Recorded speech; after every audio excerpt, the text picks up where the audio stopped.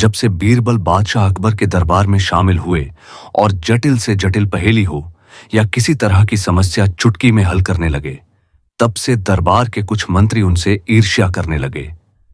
अकबर ने बीरबल को बार बार महत्वपूर्ण कार्यों में शामिल करना शुरू कर दिया। अकबर बीरबल से सलाह लिए बिना कोई भी महत्वपूर्ण फैसला नहीं लेते थे, जिससे दरबार ही नहीं पूरे देश में वो एक लोकप्रिय मंत्री बन चुके थे। उनकी ख्याति दूर दूर तक फैलने लगी, जिससे अन्य मंत्रीगण को आत्मग्लानि होने लगी। अतः उन्होंने बीरबल को अपने रास्ते से हटाने की योजना बनाना शुरू कर दिया।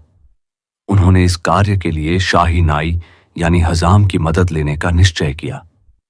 नाई एक गरीब आदमी था जो पहले तो इस साजिश में शामिल होने से हिचकिचाया, लेकिन सोने के सिक्कों के लालच में वह मान गया। एक दिन जब वह अकबर के बालों में तेल डालकर चंपी कर रहा था तो उसने कहा, जहांपनाह, कल रात मैंने एक अजीब सपना देखा। आपके पिताजी मेरे सपने में आए थे। उन्होंने कहा कि वे स्वर्ग में बहुत आराम से हैं और उन्होंने आपको चिंता न करने को कहा है। अकबर यह सुनकर भावुक हो गया। जब उनके पिता की मृत्यु हुई थी तब वे बहुत छोटे थे और उन्हें अपने पिताजी की बहुत याद आती थी। अकबर ने उत्सुक होकर पूछा, मेरे पिताजी ने और क्या कहा? मुझे सब कुछ बताओ। नाई ने जवाब दिया, जहांपनाह, उन्होंने कहा कि वे थोड़े ऊब चुके हैं।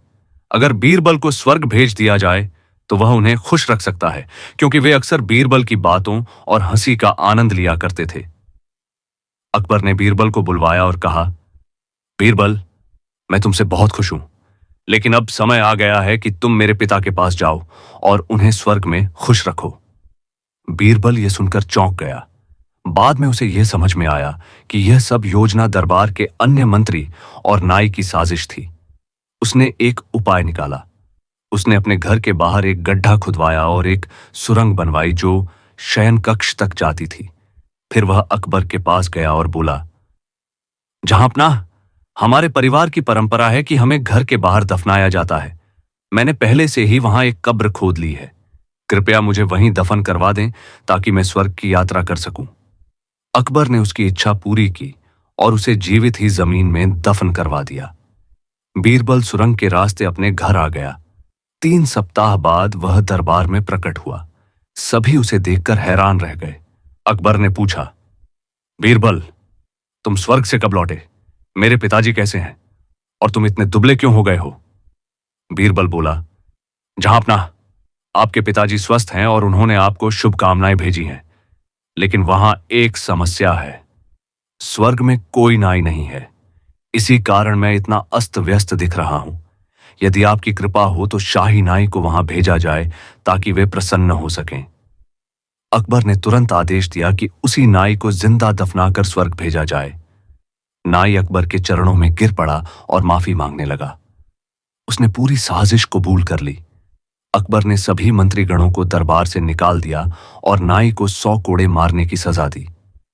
दोस्तों, जिंदगी में हमेशा याद रखना, अगर दूसरे से आगे निकलना है तो उनसे जलो मत, उनसे ईर्ष्या मत करो, बल्कि उनसे सीखो और निरंतर अपने ज्ञान के स्तर को बढ़ाओ।